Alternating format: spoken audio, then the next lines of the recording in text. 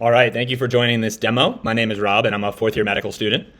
Today I'll be showing you how to use the Clerk app. I've been developing this app over the last few months and I work with dozens of students, and I found that almost every single medical student has the ability to perform very highly on shelf exams in your step 1, step 2. But the biggest problem is how challenging it is to kind of coordinate these outside resources into one space. And I built a Clerk to help you do that very simply and easily. So one of my friends is taking their OBGYN shelf on March 13th. So I'm going to demo how to set up a shelf exam and schedule it out for March 13th date. When you open up your Clerk app, it's going to prompt you to get started by adding your first exam. And I've already coded out almost all of the shelf exams and your step 2 CK to have the resources already coded within the app. I'm working on step 1 and step 3, and I'll be continually adding exams within medical school and beyond as the app progresses. So we're going to be scheduling the OBGYN shelf, and we're going to go through, and I already inputted a lot of the common resources used for the OBGYN shelf. And the test date is March 13th, so we're going to add that in, and we're going to continue. So the first prompt is what type of question bank you're going to use. I'm going to pretend to be using Amboss, and then we're going to head to our Amboss, and we're going to see how many total questions there are that need to get done for this unit. So that's 509. Next, we're going to input what type of flashcards we'll be using. I'm a big proponent of Anki. I think it helps with spaced repetition. So we're going to open up our Anki. We'll head to our Step 2 CK tab, our Shelf tab, OBGYN, and then we're only going to do our Step 2 cards because those are the only ones that matter. So this is 1,075 cards total. Continue. We'll close out of those. And then I'm also a big proponent of Boards and Beyond because they do a great job in going in depth in every single concept. So you can go to Boards and Beyond checklist this can be found on Reddit, and you look through how many videos there are, and there's a total of 34. So we're going to input our 34 and continue. And then I'm going to leave this blank for now because I want to show you how to add new resources after you've already submitted your exam. So we're just going to continue. And then, as always, you should be completing your CMS forms for every shelf exam. But I usually recommend to my students to only do forms 1 and 2 if you have ample time because they're usually old and out of date. So we're going to do form 3s through 6 for your OBGYN shelf. And we're going to finish our setup. After we add our exam, everything we added is going to be under our resource tab. And as you can see, all of the questions, cards, videos, and the shelf exams will be within the resource tab. Now, this is all going to be auto-populated within the calendar tab. And the great thing about Clerk is that it's going to automatically update your daily required goals to finish each content by the time that you've specified its completion date. So as you can see, the shelf exam is the 13th, and everything is automatically distributed to have an equal amount of content per day. So we're going to go through now and organize our schedule how we want and what my friend recommended that she wants. So on the 8th, she said that she wants to take every single Sunday off. So we're going to mark our Sundays as off, besides the Sunday before the shelf. So we're going to mark all these dates off.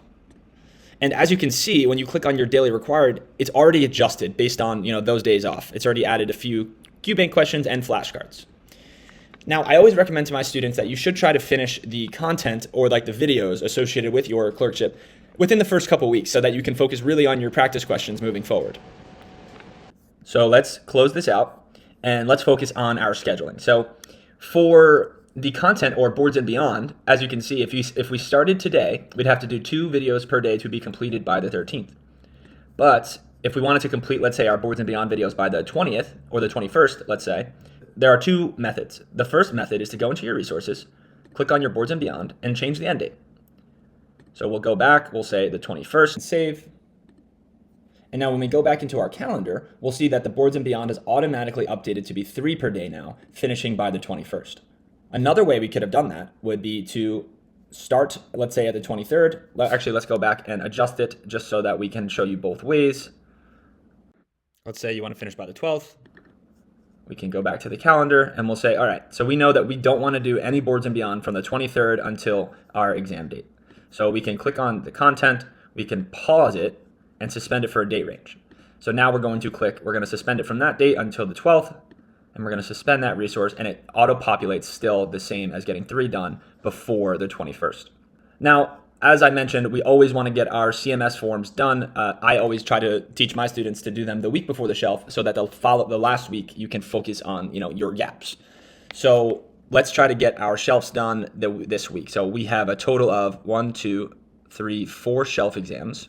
Let's say we want to finish our shelf exams on Saturday. So let's start here. So you click on your date, you add a practice exam, and you always want to start at the oldest forms first, because they get more and more challenging as you move along. And as you can see, once I added a practice test on the 4th, I automatically defaulted the app to suspend all other resources that day. And now you can easily change that if you don't want that setting. So we'll go into our resources, we'll click on our forms, and you can just toggle this button off. But for the sake of this schedule, I always try to recommend focusing on the CMS forms those days, just so that you can take a lot of time reviewing the content associated with that. Now, again, if you didn't want that, you could always go back into resources. Let's say for this form 3, we also want to do our Anki that day. You can say we're going to only pause our other content and save. And when we go back to our calendar, you'll see our Anki is still going to auto-populate for that date as well. Now let's go through and add in the other practice tests. Form 4, Form 5, and Form 6. Now, one of the great things about Clerk is we're able to track our exam scores over time. And one of the most important things as medical students is we're always improving. It doesn't matter if, let's say we started with a 40% on the first form. As long as we are constantly improving, that's all that matters in medicine, so that by your exam date, you're doing well. So just for an example's sake, I'm going to show a student improving well day to day and ending with let's say they're doing really well and they ended with a 95 on their last shelf. And as you can see, you can track your exam scores and also track the exam dates on which you took them. Now, let's say we want to complete AMBOSS before we start our CMS forms. So as I mentioned, there are 2 ways to do that, but I'll show the suspension option again. So March 8th through 12th. So we want to suspend our AMBOSS until March 12th. Great.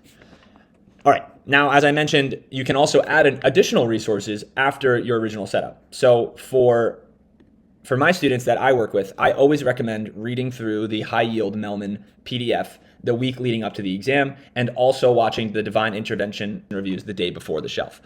So on March 12th, we're going to watch our divine intervention video, and from March 8th through 12th, we're also going to read our Melman high yield PDF for OBGYN. So when we go to our resources, we're going to add a resource, and it prompts you to pick which one. So this is a content review. We will say divine review. It's only one video, and we're going to watch it on the day before our shelf exam, the 12th, and save. Now, once we add that, it will be automatically added to our calendar, as I mentioned. And also we want to start, let's double check the dates again. March 8th through 12th, we're going to do our Melman review. So we're going to go to textbook, and we'll say Melman OBGYN. And we don't know how many pages it is yet, so let's open up our Melman PDF, and we see that it's 30 pages. It's really 28 pages because it has it has an intro page and then a last page blank. So let's add in 28 pages, and we're going to start the week before our shelf, so this Sunday, and we're going to end on March 12th. And that's going to be auto-populated for you as well, showing you how many pages you have to read each day, which is 6, to be completed before your shelf exam. Now, something that I also love about Clerk, and I'm excited to share with you, is the to-do list, or today's study tasks. So every morning you're going to wake up and you're going to see this page, which will show you exactly what is your goal for the day, whether or not you're behind or ahead of your goal. It'll outline how many days until your exam, and then share with you some analytics on what % is completed of your total content. That includes questions, flashcards, and videos and textbooks.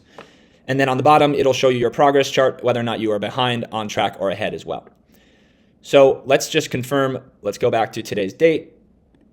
And let's say, today our goal for AMBOSS is 24 questions. And that's going to be the same throughout because it's going to evenly adjust. But let's say, today was a great day and we were able to get 40 questions done on AMBOSS. So we hit 40 and we're ahead. Now, when we go back to the calendar, it's going to auto adjust your daily required questions because it's going to be an average. And originally it was higher. So now it's only showing 22 QMAIN questions per day because you were able to complete 40 questions. Now, let's say that, today was a busy day. You weren't able to complete exactly what you wanted to, your 24 questions. And let's say you weren't able to do any AMBOSS at all. If we uncheck our today's goal and then recheck for 0, it's going to now auto-populate and show 24 questions per day because it's going to be averaged out over the course of your elective or clerkship. Now, same goes for your other things, for your other sessions. Let's say, let's adjust this to be our 40. Let's say we had a great day. Let's say we were only able to get 20 Anki cards done, and we were able to complete our 4 Boards and Beyond videos. So as you can see, it shows ahead, behind, and on track, and that will also be correlated with your progress versus plan sheet. And then, as I mentioned, everything will be auto-adjusted within the calendar itself. So every day, we're able to mark what we completed, and the calendar will adjust accordingly. And I think this is great because students often have trouble or struggle with constantly updating their schedule and study plan to make sure that they're set up for success down the road in the clerkship. And we all know that some days we're stuck in the hospital until 9, 10 p.m. and we're exhausted and we're not able to get all of our work done. So either you can, let's say you're not able to get any work done, you could always just mark a day off or suspend the resource for the day. Like, for example, let's say we just weren't able to get any Anki done today. We're just going to suspend it. If we go back to our daily plan, it's not going to show up as well. And the daily calendar will be adjusted for that suspension as well. Now, another thing that I notice with the students that I work with is that they struggle to go to the library and sit down and do a few hours of work, or even to do it at home after a long day in the hospital. So something that I added to the app was a Pomodoro and a flip timer. And I'm excited about this because it can show and track how many minutes of focused studying you've done per week and per day. So I think having a focus timer and a flip timer can really help students, lock in and focus on the content ahead. And another exciting part of this is the group tab. So let's say you and your closest friends are excited to start a study group together. Once you start a group, you all will have, you'll have a leaderboard on who has the highest study streaks, and you can ask questions to one another on, topics that you're struggling with. Another excited piece of the app is that we have public groups.